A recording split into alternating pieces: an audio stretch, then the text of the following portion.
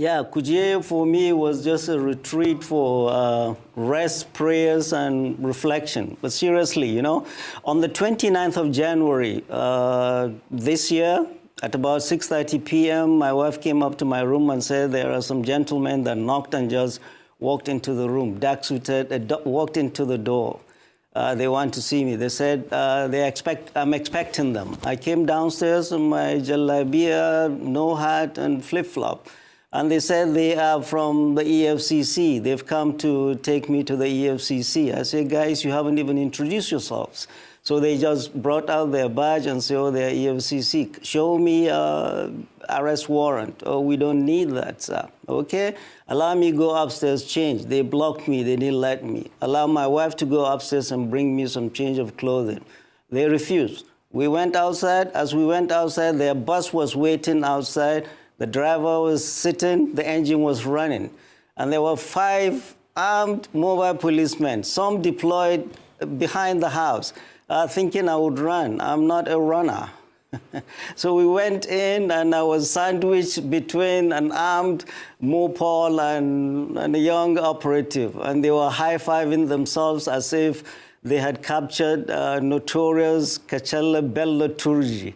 We went to the EFCC, went to the office of their boss, and he handed me a bunch of papers. What are these?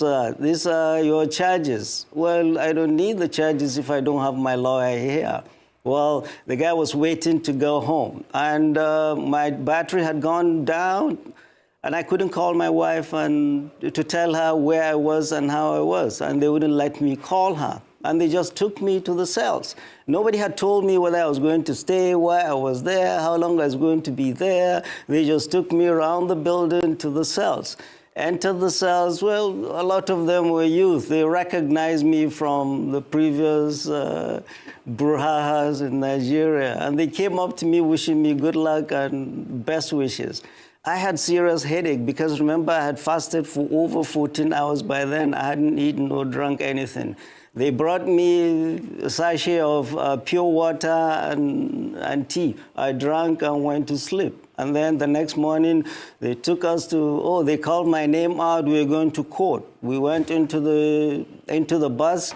Well, when we came out of the building, they had placed their official photographer to be taking photographs of me without a hat, in jalabia, in flip-flop. That was when I realized these guys are up to no good. All they're interested is to demean me, dehumanize me, and weaken my spirit. They don't know who they're dealing with.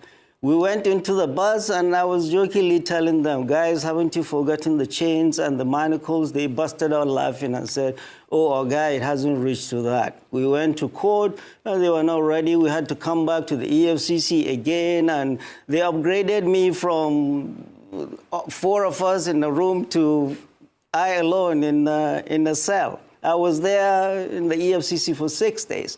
After that, I was arraigned in court, and then the judge did not give me bail. Her reason, well, she had a cold. I was put back to Kuje. I was in Kuje for 24 days.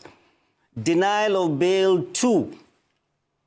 Anybody accused is wrong, because bail is a constitutionally guaranteed right of anybody accused, except if it was a capital offense or the person is suspected of terrorism.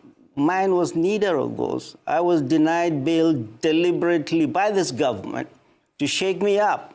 And I was put in Kuje for 6 days and 24 days in EFCC for 6 days and 24 days in Kuje to shake me up and silence me. But no, I'm no one to be silenced.